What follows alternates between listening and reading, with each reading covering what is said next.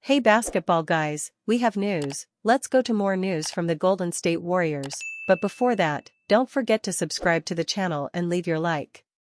The Warriors brought in Jimmy Butler, but it's still not enough to be a championship favorite and restore the NBA dynasty. A great center would be the cherry on the cake, which is why the Warriors are interested in signing Nikola Vucevic next summer. Vucevic is a great player and would bring size to the Warriors, and with that, stars Stephen Curry and Jimmy Butler would have an easier time scoring. A starting five with Jimmy Butler, Stephen Curry, Draymond Green, Nikola Vucevic and Jonathan Kuminga would be worrying for their Western rivals. And the Warriors would have a great team, because they still have several high-level players in the rotation, such as Buddy Hield, Brandon Podziemski, Quinton Post. The Warriors want to build a super team and sign a great center from the Chicago Bulls. The Golden State Warriors had various high-profile assets on their radar during the 2024-25 trade season. While the franchise ultimately landed former Miami Heat superstar Jimmy Butler, it could acquire a Chicago Bulls standout center in free agency who's previously been linked to the Stephen Curry-led Dubs. Kia Skills Challenge Game Recap. Nikola Vucevic has quietly put together another productive season with 19.3 points and 10.3 rebounds per game. But at 34, his window as a high-impact player is closing fast, fadeaway World's Eddie Bitar wrote Wednesday. The Bulls' decision to move Zach LaVine shows that they're ready to embrace a rebuild, and Vucevic is a natural candidate to follow. The Warriors reportedly passed on acquiring him at the deadline due to draft pick hesitance, but they or another contender may reconsider in the summer. Vucevic's ability to space the floor and dominate the glass makes him a strong fit for teams in win-now mode. His defensive limitations will always be a concern, but his offensive skill set remains elite for his position. The Warriors could revisit a Vucevic trade now that they have Jimmy Butler, but only if the Bulls lower their asking price. While it didn't occur, there's no question Vucevic played well to escape Chicago this season and join a contender in the Eastern or Western Conference. As a stretch five with a much-improved perimeter jumper, polished low-post skills, and a high motor, Vucevic is among the Bulls' most productive performers this year. The USC product averages a double-double for the 8th consecutive season and shoots 38.2% from beyond the arc.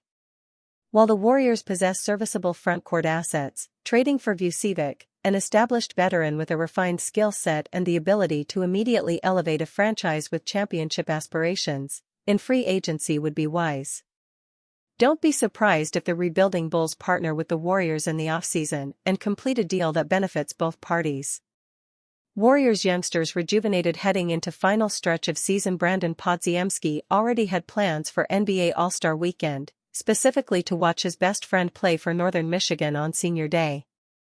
But when the opportunity presented itself as a late addition to play in his second straight Rising Stars game, the second-year Warriors guard wasn't going to turn it down.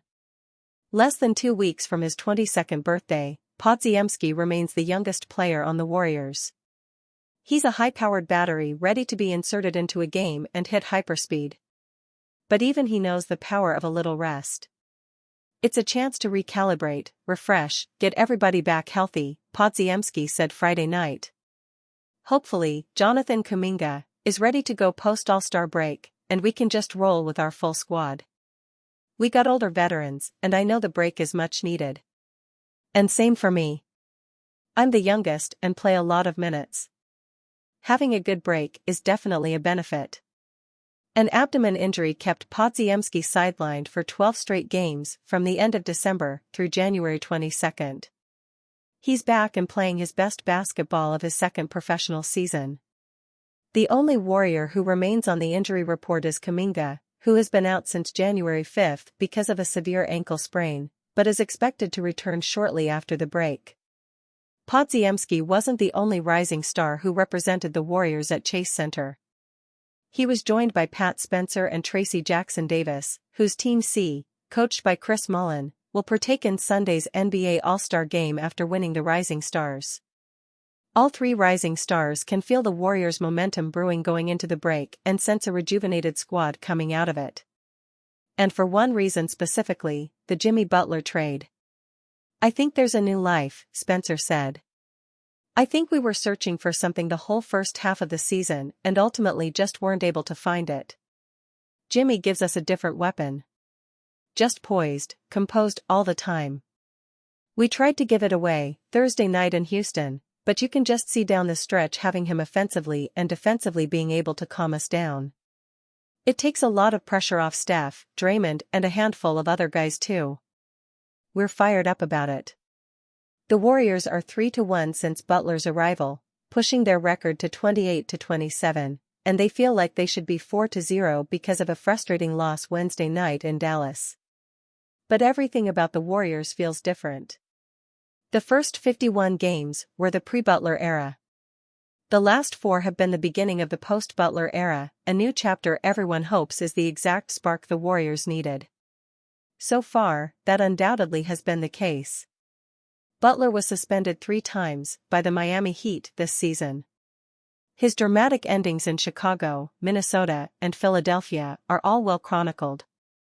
There were understandable questions of how he would fit the Warriors' culture, something that hasn't been of concern one bit his first week plus on the road with the team. Just him in the locker room, the vibes that he brings, Jackson David said of Butler's presence. He's a great locker room dude. He's always talking. If you follow him on Instagram, he's posting all his teammates on his story. That's just the type of dude that he is, and we're lucky to have him. Golden State has ground to make up. The Warriors currently are the number 10 seed in the Western Conference, yet they're only 2.5 games back of the number 6 seed to get out of the play-in tournament. The final 27 games of the regular season will be full steam ahead for a group that likes its chances of getting on a roll and being a team nobody wants to see in the playoffs. Our goal is 21-6, 20-7, something along those lines, Podziemski said. We're really hunting for that 4, 5 or 6 seed and I think we can do it. Steph Curry breaks silence after Kevin Durant, Warriors report. The Golden State Warriors engaged the Phoenix Suns about a potential Kevin Durant deal before the trade deadline, but the 15-time All-Star reportedly objected, choosing instead to remain with the Suns until at least the end of the season, via ESPN's Shams Charania. Durant enjoyed 3 successful seasons with the Warriors, winning back-to-back championships and finals MVPs in 2017 and 2018, before joining the Brooklyn Nets in a sign-and-trade deal. The 4-time scoring champion was later traded from the Nets to play alongside Devin Booker on the Suns. A new report via ESPN's Om Youngmisuk has provided more insight into Golden State's failed Durant pursuit, revealing how the 2-time NBA champion truly felt about the matter. Golden State Warriors guard Stephen Curry and Phoenix Suns forward Kevin Durant. John Hefty USA Today Sports According to ESPN, Durant indicated a reunion with Golden State did not feel right and that he wasn't looking to leave Phoenix. Warriors head coach Steve Kerr commented on Durant's decision, claiming that he understands his reasons for nixing the potential deal. I don't blame Kevin one bit for not wanting to rerun things here, Kerr, who coached Durant on the Warriors, told ESPN. He took so much expletive for like, oh, you're jumping on the bandwagon, when he signed with Golden State as a free agent in 2016. And then he's finals MVP 2 years in a row. It's like he still gets criticized. So why would he want to face all that expletive again? Steve Kerr, I don't blame Kevin Durant one bit for not wanting to rerun things here. He took so much as for like, oh, you're jumping on the bandwagon. And then he's finals MVP 2 years in a row. It's like he still gets criticized. So why would he want to face all that? As for fans, many are blaming Draymond Green for Durant not wanting a Warriors reunion. It's just Draymond Green, one fan wrote. Nah, Steve, don't leave out the most important part, a fan added. He didn't want to deal with y'all because of Draymond. He saw how y'all acted when Draymond did what he did to him. He saw how y'all acted when Draymond did what he did to Poole. He didn't want to deal with that. Bro refuses to admit Dre is the problem, another fan posted. Truth is, KD will never play with Draymond again, a fan echoed. Kevin Durant gets a warm welcome from the Bay as he takes the floor in Oakland again for All-Star practice. Durant was well received by fans in Oakland on Saturday, as many on X maintain Green stood between a Warriors reunion. "You forgot to mention Draymond," a fan directed at Kerr. "Or maybe it's just Draymond," another comment read. "I think more of the Green debacle," a fan claimed. "It was because of Draymond Green," a fan asserted. No one from the Warriors was defending Kevin Durant. The same thing happened to Jordan Poole a few years ago.